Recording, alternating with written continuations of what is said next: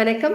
நம்மள நிறைய பேத்துக்கு தும்மல் வர்றது, சளி பிடிக்கிறது, அடுக்கு தும்மலா இருக்கிறது, காய்ச்சல் வருது, இந்த மாதிரி நிறைய விஷயங்கள் நம்ம எக்ஸ்பீரியன்ஸ் பண்ணியிருப்போம்.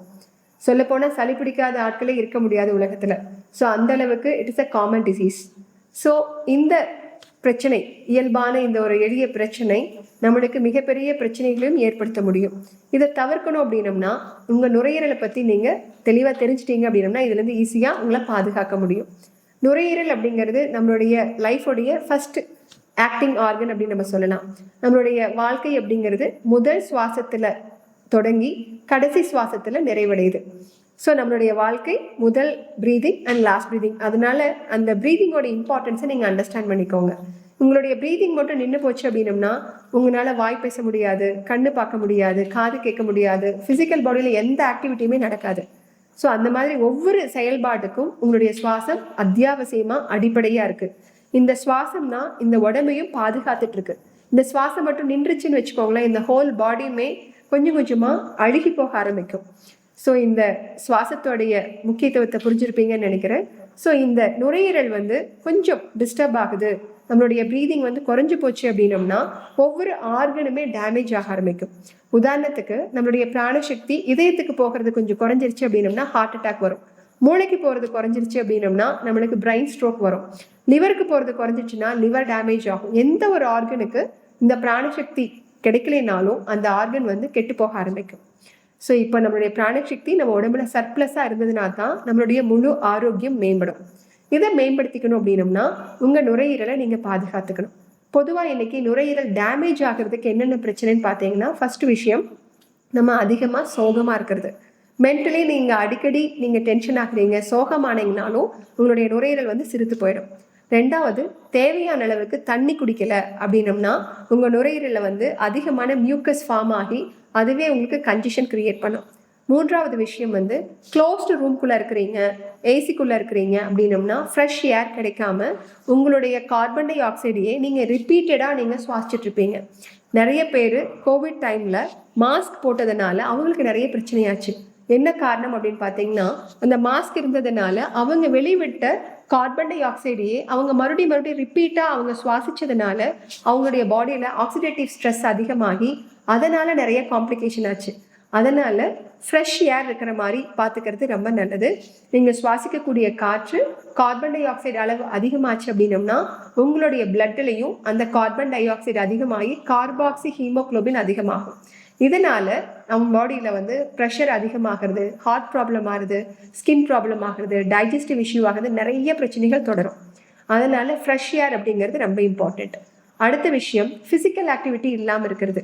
நீங்கள் ஆக்டிவிட்டி இருக்கிறப்ப தான் உங்களுடைய பிளட் சர்க்குலேஷன் ஆக்டிவாக இருக்கும்.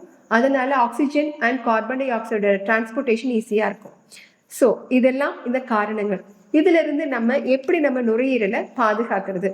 முதல் விஷயம், நல்ல ஃப்ரெஷ் ஏர். நம்ம சொன்னோம், செடிகள் அதிகமாக இருக்கக்கூடிய இடத்துல இருந்தீங்க அப்படின்னம்னா செடிகள் என்ன பண்ணும், உங்களுடைய உடம்புல இருக்கிற கார்பன் டை ஆக்சைடை அப்சர்வ் பண்ணிட்டு உங்கள் நுரையீரலில் ஒரு ஸ்பேஸ் கிரியேட் ஆகும், வேக்யூம் கிரியேட் ஆகும். ஏன்னா அந்த வேஸ்ட் எல்லாம் வெளியில் போயாச்சு.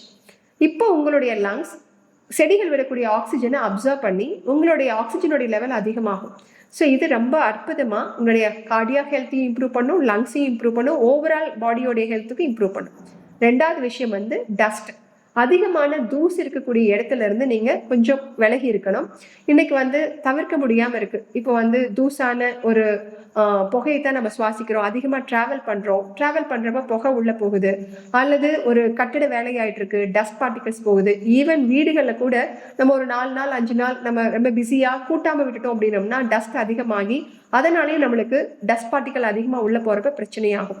இன்னும் நிறைய பேர் ஹை ஸ்பீடில் ஃபேன் வச்சாங்க அப்படின்னம்னா நம்ம கதவுகள் அந்த மாதிரி நிறைய இடங்கள் நம்ம டெய்லி நம்ம க்ளீன் பண்ணியிருக்க மாட்டோம். அங்கே இருக்கக்கூடிய மைக்ரோ டஸ்ட், பெட்டில் இருக்கக்கூடிய மைக்ரோ டஸ்ட், இதெல்லாம் சர்க்குலேட் ஆகிறப்ப நிறைய குழந்தைகளுக்கு வீசிங், ஆஸ்தமா இந்த பிரச்சனைகள் வரதுக்கும் காரணமாக இருக்கும்.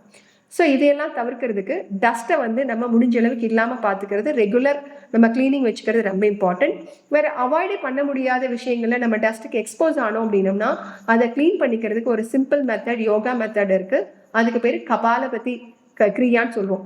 இதில் வந்து ஃபோர்ஸ்ஃபுல் எக்ஸலேஷன் பண்ணுறப்போ அடிக்கடி நம்ம வேகமாக நம்மளுடைய சுவாசத்தை வெளி சுவாசம் பண்ணுவோம். ஃபோர்ஸ்ஃபுல் நம்ம வேகமாக வந்து வெளியில் தள்ளுவோம். இது பண்ணுறது மூலமாக உங்கள் நுரையீரலில் தேங்கியிருக்கக்கூடிய தூசு மற்றும் புகைகள் இது எல்லாமே வந்து வெளியில் தள்ளப்படும். ஸோ இது வந்து ஒரு சிம்பிள் ப்ரொசீஜர். நம்ம நிறைய வீடியோஸில் வந்து பிராணாயாமா வீடியோவில் கபாலபதி எப்படி பண்ணுறோம் அப்படிங்கிறத பற்றி இருக்குது. அது கீழே டிஸ்கிரிப்ஷன் லிங்க்ல இருக்குது, அதையும் நீங்கள் தெரிஞ்சுக்கலாம். அடுத்த விஷயம் பார்த்தீங்க அப்படின்னம்னா, நீங்கள் தண்ணி குடிக்கிறது முடிஞ்ச அளவுக்கு ஒரு வார்ம் வாட்டரை எடுத்துக்கோங்க. அது மியூக்கஸனுடைய லைனிங் வந்து தின் பண்ணி கொடுக்கறதுக்கு சப்போர்ட் பண்ணும். சன்லைட் எக்ஸ்போஷர், நீங்கள் எந்த அளவுக்கு சன்லைட்டுக்கு எக்ஸ்போஸ் ஆகுறீங்களோ அந்த அளவுக்கு உங்களுடைய பிளட்டோடைய வார்ம்த் அதிகமாகி அதன் மூலமாக உங்களுடைய நுரையீரல் வந்து மேம்படுறதுக்கு வழி இருக்குது.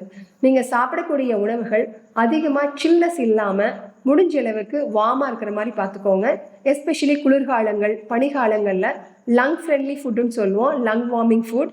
அதாவது இஞ்சி, பூண்டு, ஏலக்காய், கிராம்பு இந்த மாதிரியான விஷயங்கள் அதிகமாக ஆட் பண்ணிக்கோங்க. ஸோ இது வந்து சூப் ஃபார்ம்லேயோ அல்லது கொள்ளு ரசம், தலை ரசம் அந்த மாதிரி வார்மிங்காக இருந்துச்சு அப்படின்னம்னா it is a very effective. So இந்த உணவுகள், யோகா பயிற்சிகள், இயற்கைக்கோட இணைஞ்சிருக்கிறது, இதன் மூலமாக உங்கள் நுரையீரலை நீங்கள் பாதுகாக்க முடியும். மேலும் உங்களுடைய நுரையீரலை கம்ப்ளீட்டாக டீடாக்ஸ் பண்ணணும் அப்படின்னம்னா ஷார்ட் ஃபாஸ்டிங் உங்களுக்கு ரொம்ப ஹெல்ப் பண்ணும். ஒரு 3 நாள் அல்லது 5 நாள் அந்த மாதிரி ஒரு short fasting lemon honey water பயன்படுத்தி நீங்கள் வந்து கம்ப்ளீட்டாக ஒரு 3 டேஸ்க்கு வந்து நீங்கள் ஃபாஸ்டிங் இருக்கலாம். ரைட் மெத்தட் ஆஃப் ஃபாஸ்டிங் இருக்கிறதுக்கு நம்ம நேச்சுரோபதி சென்டரை நீங்கள் காண்டாக்ட் பண்ணீங்க அப்படின்னம்னா உங்களுக்கு வந்து த வே ஆஃப் ஃபாஸ்டிங் அப்படிங்கிறத உங்களுக்கு சொல்லித்தர முடியும். அல்லது நீங்கள் ஹாஸ்பிட்டலே கூட வந்து தங்கி இருந்து கம்ப்ளீட்டாக லங்ஸை வந்து டீடாக்ஸ் பண்ணிக்கலாம். நான் சொன்ன இந்த சின்ன சின்ன முறைகளை உங்கள் வீடுகளில் பயன்படுத்தி உங்களுடைய நுரையீரலை இயற்கையான முறையில் பாதுகாத்துக்கோங்க. உங்களுடைய லைஃபோடைய குவாலிட்டி என்ஹான்ஸ் பண்ணிக்கலாம். அடிக்கடி சளி காய்ச்சல் அப்படின்னு சொல்லிட்டு ஹாஸ்பிட்டலுக்கு போகக்கூடிய தேவையும் இல்லாமல் நீங்கள் பாதுகாக்க முடியும். தேங்க்யூ.